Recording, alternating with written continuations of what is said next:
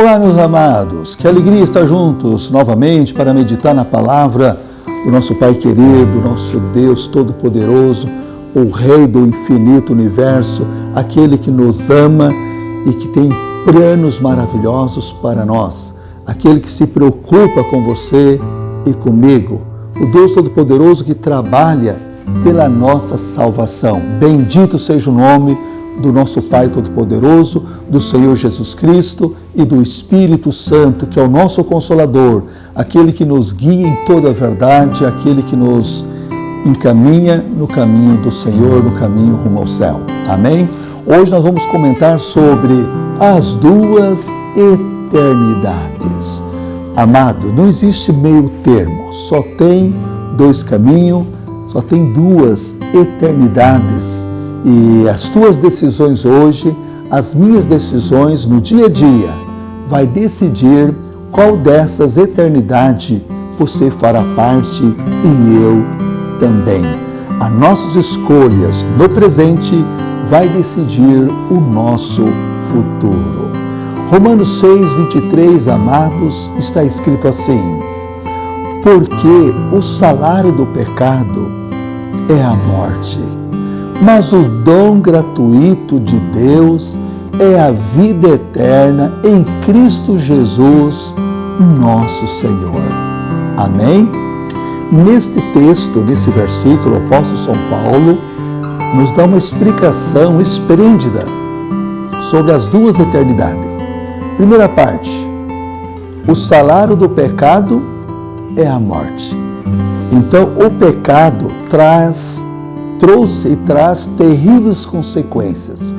Tudo que é ruim é consequência do pecado, da humanidade, de todos os seres humanos.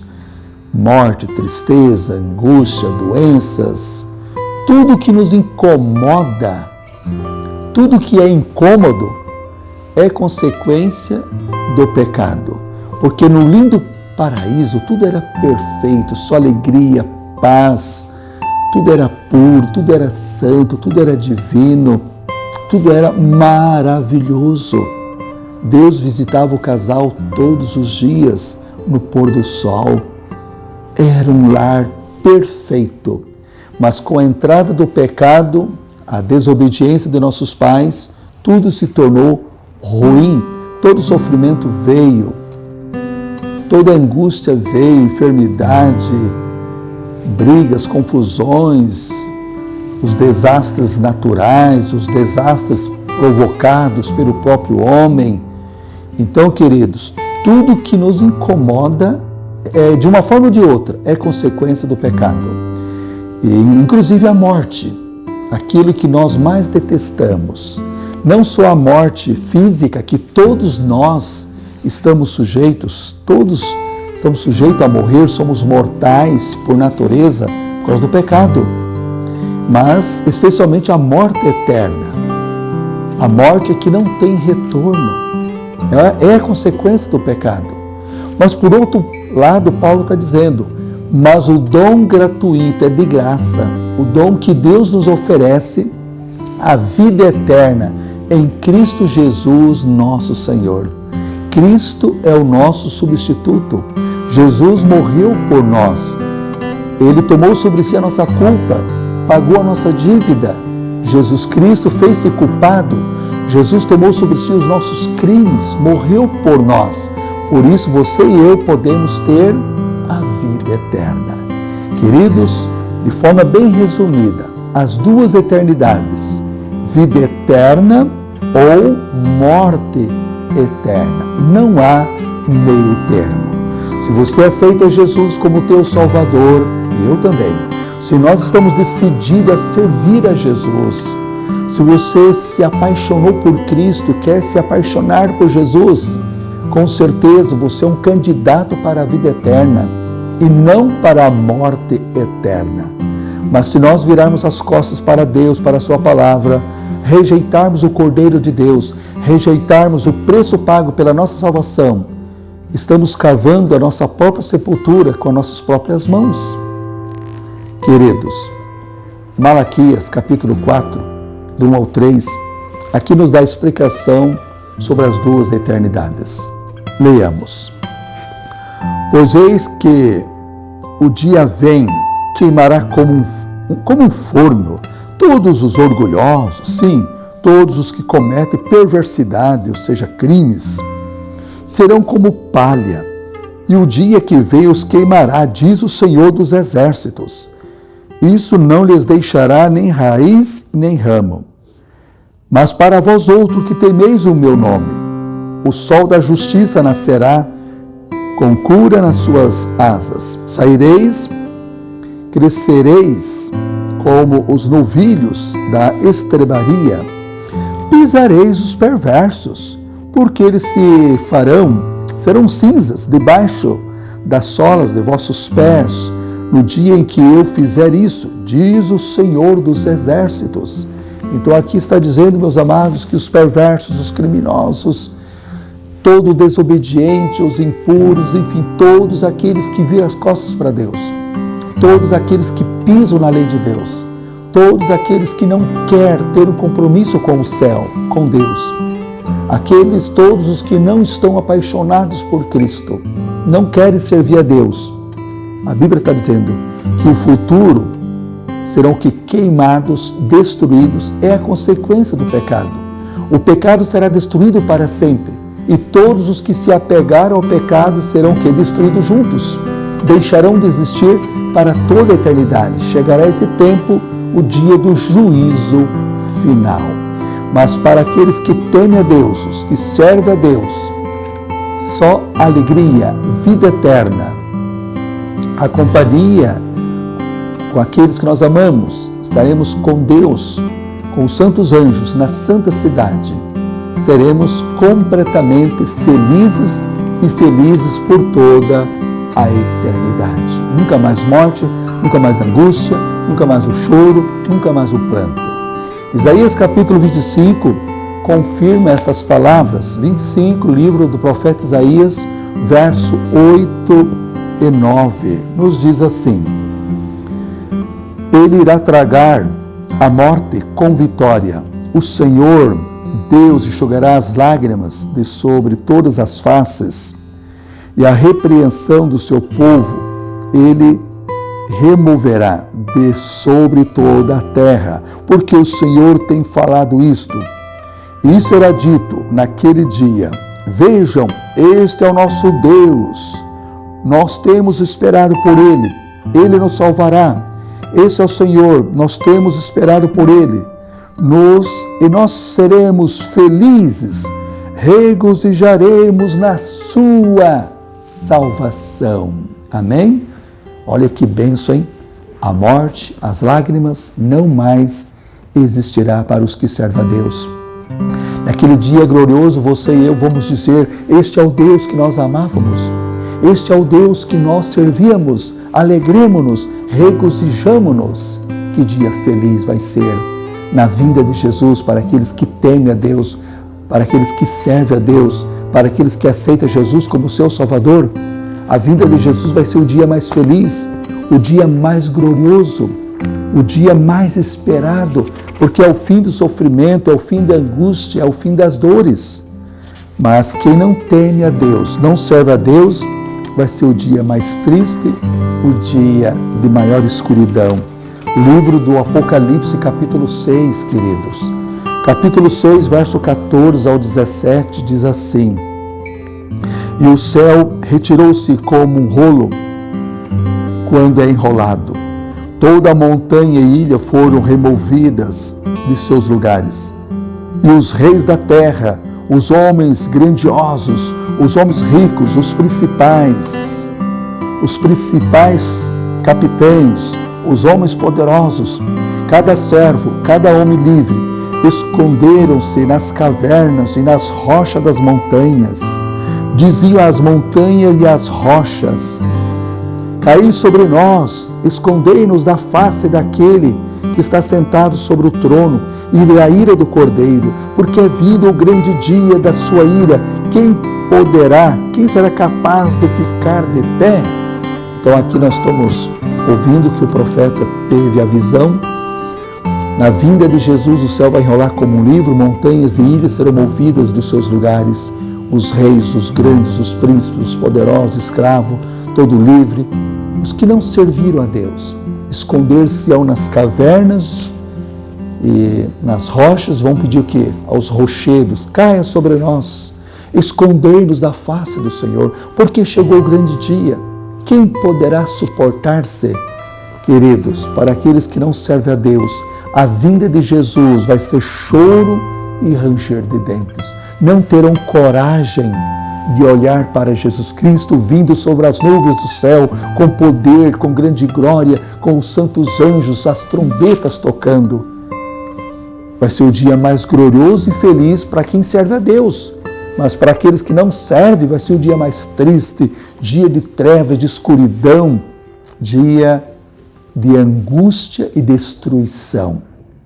Deus não quer que seja assim. Deus queria salvar todos. Deus queria que o dia da sua vinda fosse o dia mais feliz para todos. Mas o Pai do céu não pode forçar ninguém. Cada um terá que colher as consequências dos seus próprios atos, dos seus próprios pecados, das suas próprias escolhas. A escolha é tua, meu querido ouvinte, a escolha é minha. Tomamos a decisão e façamos uma escolha certa. Apocalipse 21, verso 27, nos diz assim: e não entrará nela coisa alguma que contamine, nem o que quer que pratique abominação ou crie mentira, mas só os que estão inscritos no livro da vida do Cordeiro. Só vai entrar no céu os que têm seu nome inscrito no livro da vida do Cordeiro.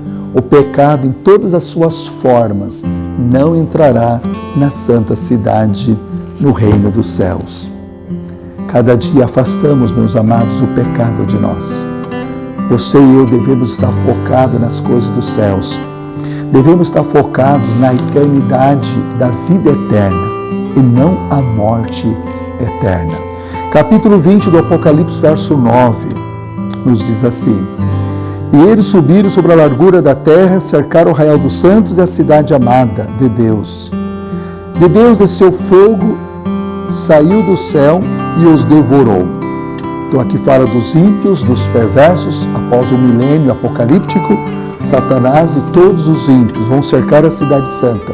Mas a Bíblia diz aqui no verso 10, que vai descer, e de Deus desceu fogo, saiu do céu e os devorou. Após o milênio, Satanás e os seus anjos e todos os que se apegaram ao pecado vão tornar cinzas, deixarão de viver. Cada um vai ser destruído conforme as suas obras. Uns mais, outros menos. O salário do pecado é a morte. Em nenhum lugar da Bíblia diz que o salário do pecado é um tormento eterno. Não. Cada pessoa vai colher o que ele próprio plantou. Deus é amor, mas Deus é justiça. Em nenhum lugar da Bíblia fala de um tormento eterno. Isso é paganismo, é uma doutrina pagã que entrou no cristianismo. A Bíblia fala, o salário do pecado é a morte. Morte eterna ou vida eterna. Quando a Bíblia fala do fogo eterno, é que vai queimar enquanto existir alguma partícula. Queimou eternamente, porque não vai voltar mais. Conforme diz a Bíblia, não vai ficar nem raiz e nem ramo. Tornarão cinzas, serão como palha.